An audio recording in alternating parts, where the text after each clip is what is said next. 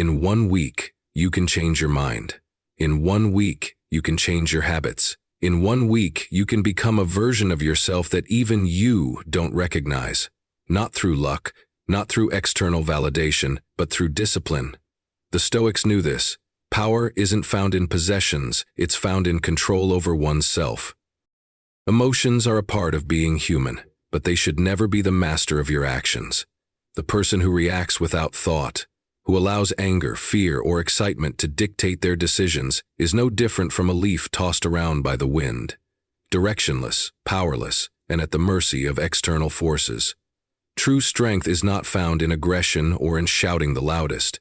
It is found in the ability to remain composed when the world around you is in chaos. It is found in the ability to feel every emotion fully and yet not be ruled by any of them.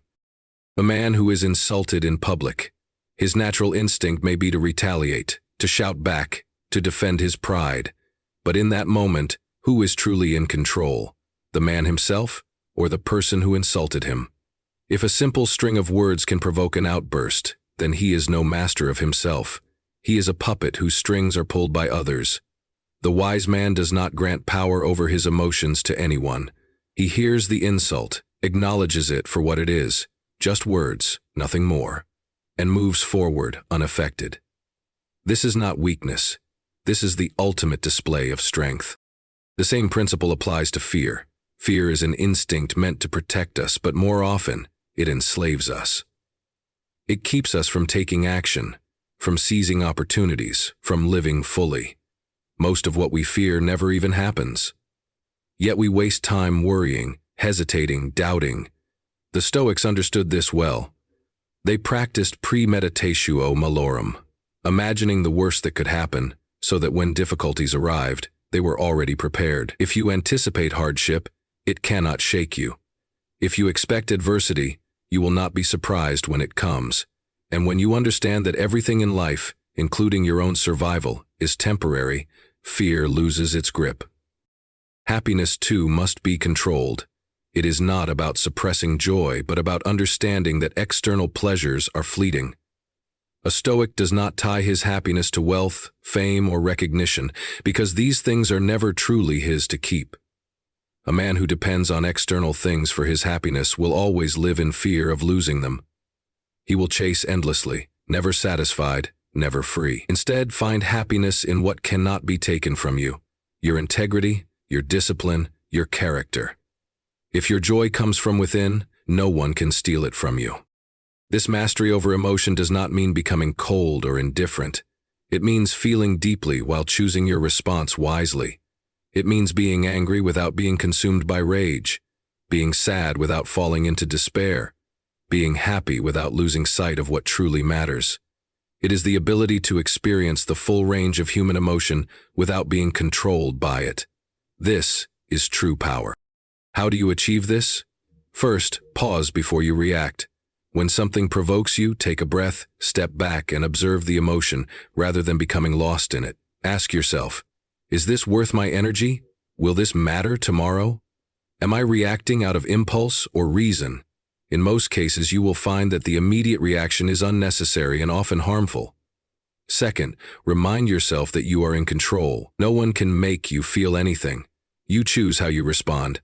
The more you practice this, the more unshakable you become. Over time, you will notice a shift. People will wonder why you do not break under pressure, why insults do not affect you, why fear does not hold you back. They will see the power you carry, not the power over others, but the power over yourself. This is the kind of strength that makes a person truly unrecognizable from who they once were. It is not found in physical dominance, not in material wealth, but in the quiet, unshakable force of a mind that cannot be disturbed.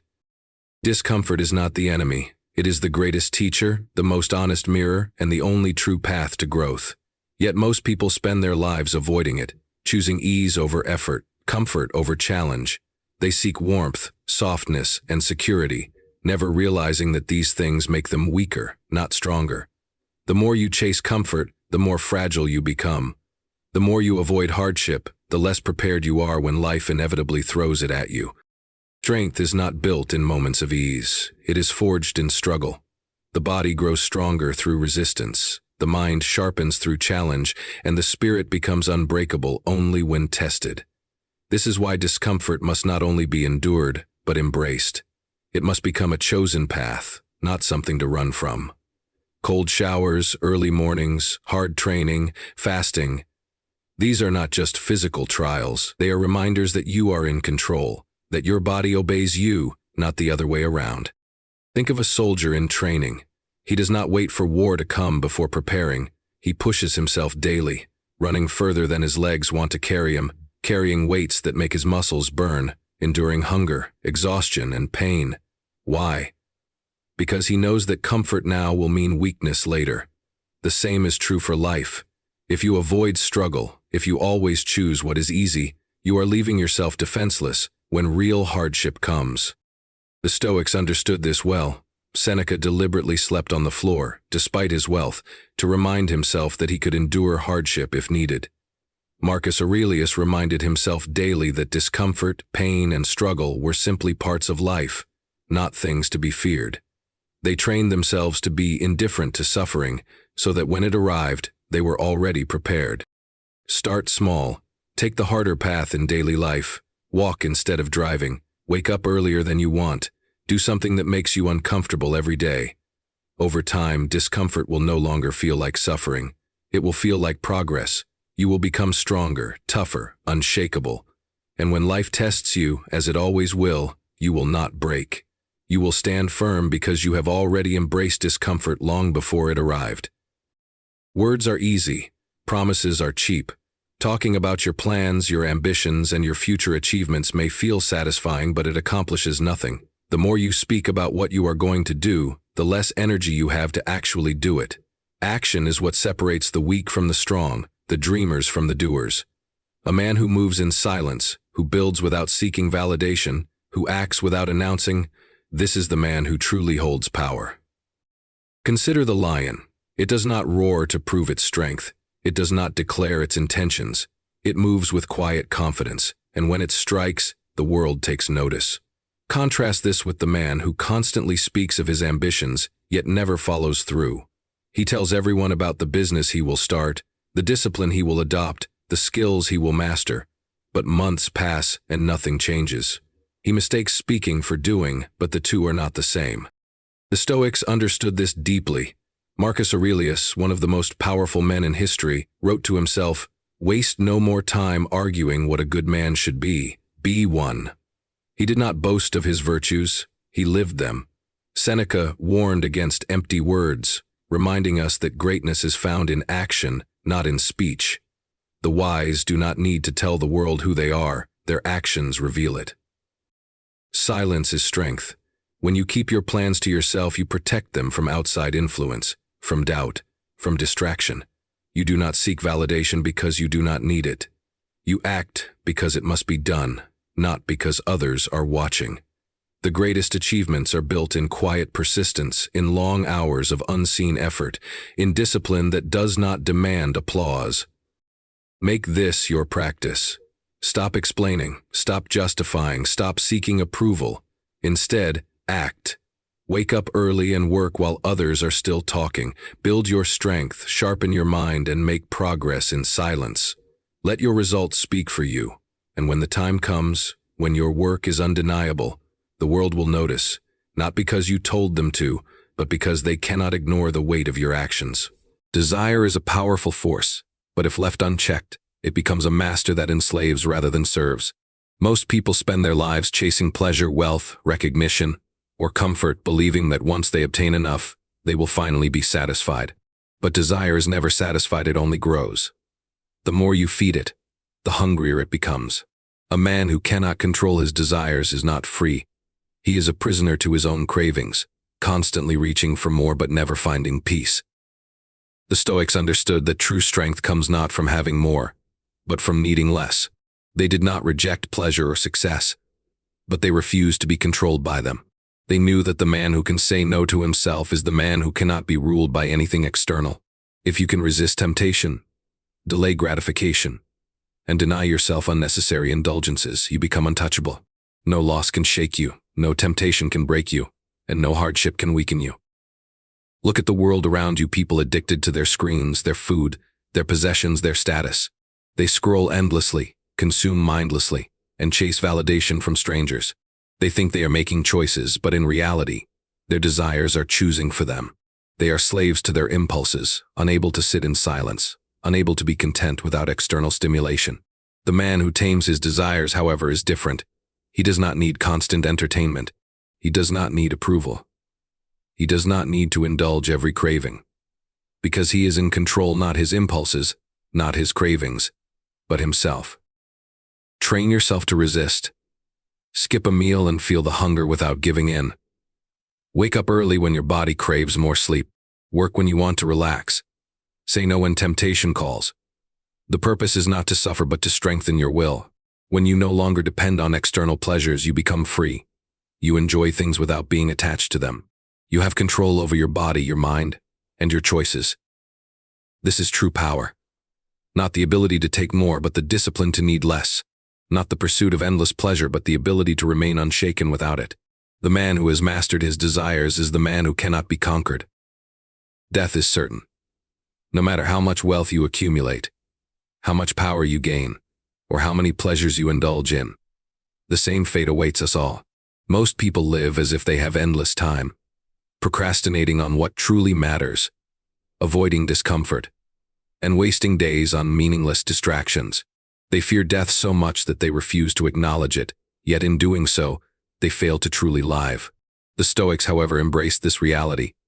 They practiced memento mori, remember that you will die, not as a morbid thought, but as a tool for clarity, focus, and strength. When you accept your mortality, your priorities shift. Petty arguments lose their importance. Fear of failure becomes insignificant. The need for external validation disappears. You realize that every wasted moment is a moment you will never get back. This is why memento mori is not a call to despair, but a call to action. If you knew today was your last, how would you spend it? Would you hesitate to chase your dreams? Would you waste time scrolling mindlessly, complaining about minor inconveniences, or fearing what others think of you? No, you would act, because there would be no time left for doubt. Marcus Aurelius, one of the greatest Stoic philosophers, reminded himself daily, you could leave life right now.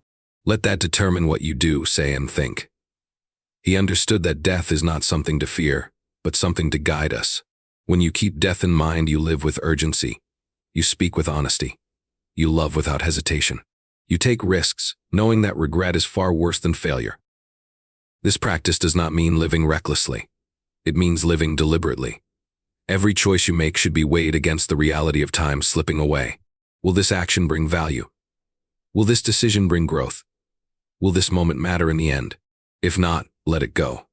Focus only on what is essential. Memento mori is the ultimate motivator. It reminds you that tomorrow is not promised, that every second counts, and that the greatest tragedy is not death itself, but a life wasted in fear, distraction, and inaction. Accept death not as something distant, but as a presence that walks beside you, and let that presence push you to live with power, purpose, and no regrets. Adversity is not an obstacle, it is the path.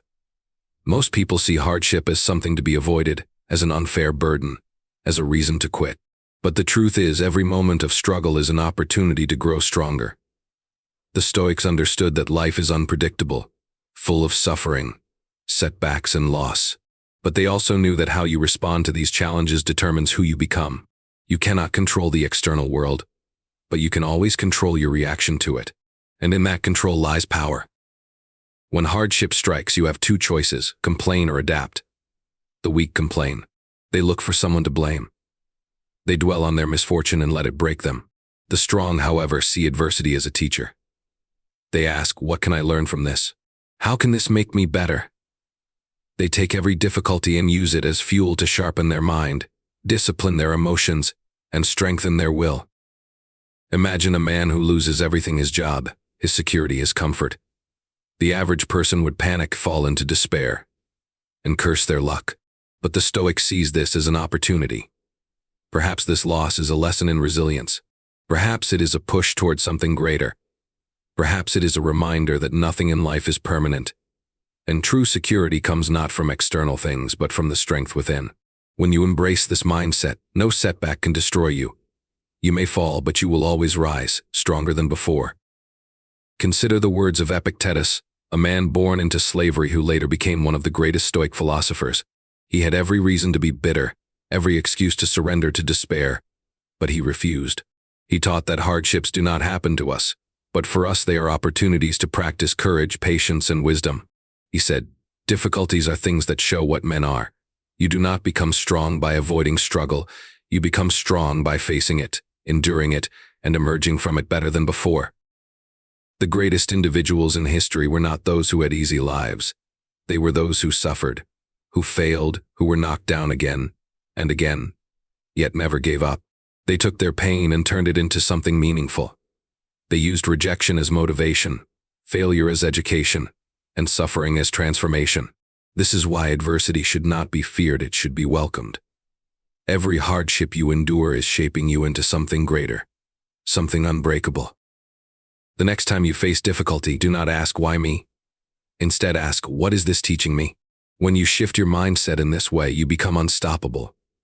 Nothing can truly harm you because you turn every challenge into a tool for growth.